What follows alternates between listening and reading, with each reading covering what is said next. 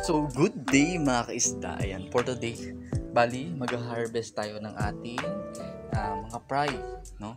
Na double sole. So, dito, ayan, di ba, kita nyo naman mga kaisda. Nakaset up yan ng ating magnadap niya mga kaisda, no? At yun nga, ang gagawin natin dyan natin ilalagay yung ating mga fry, no? Para kahit paano hindi tayo hassle sa pagpapalaki, no? Hayaan mo lang silang kumain ng kumain dyan, no? So yun, bali yung fry natin mga kisda ay dito nakalagay. Ayan, dyan sa lalagyanan na yan. So hindi nyo siya kita. At bubuksan natin yung ating flashlight para makita nyo yung ating mga fry. So ayan mga kisda, yan ang ating mga fry. Yan, bali ano yan, sword tail mga kaisda, no, na gapi. So harvestin lang natin para kahit pa paano mailagay natin doon sa ating crates. Yun, ilawan natin para makita natin.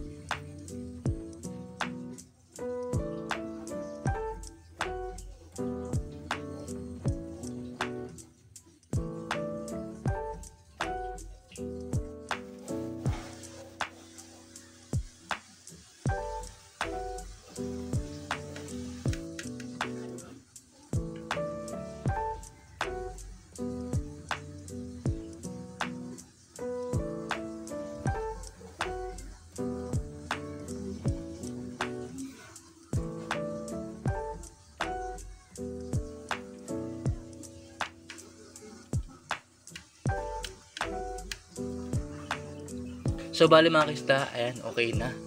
No, bali wala nang ano yan, wala nang mga fry.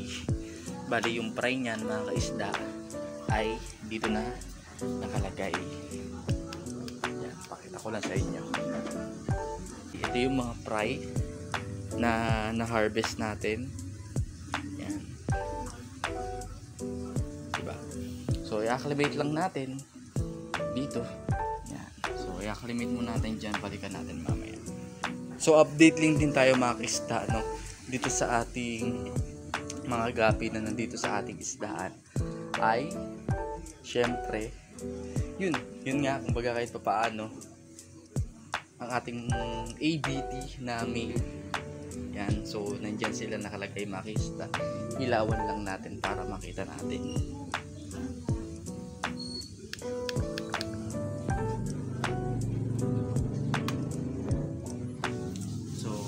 Yan ang ating mga ABT dito sa ating isdaan.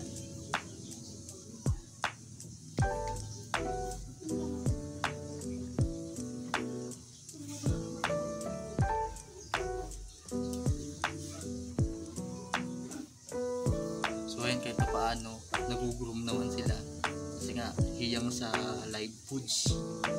At syempre ito yung ating singga. Tapos ito yung ating silverado.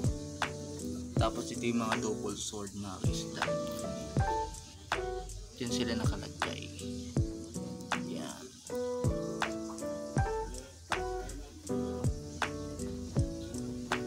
So diyan natin sila nakalagay. So yun nga, kahit na paano nakapagparami tayo ulit ng gabi. So soon siguro makaka-upgrade rin tayo. Tuloy-tuloy na yung ating yung goal dito sa ating isdaan na yun nga, diba, nabawasan nga yung ating storage box. Siguro soon makabili tayo ng storage box ulit kasi nabenta ko yung 3 storage box sayang. So yun nga, update ko kayo sa mga susunod na vlog natin mga kasda. Bali ayusin natin ulit yan kasi tingin yung tumba-tumba na yun, no? Diba? So yun, yun, balikan na lang natin mamaya yung ating mga ina-acclimate na fry. So ayun na nga mga kaisda, bali naka 30 minutes na yung ating fry. Yan. So dito na natin ilalagay yan.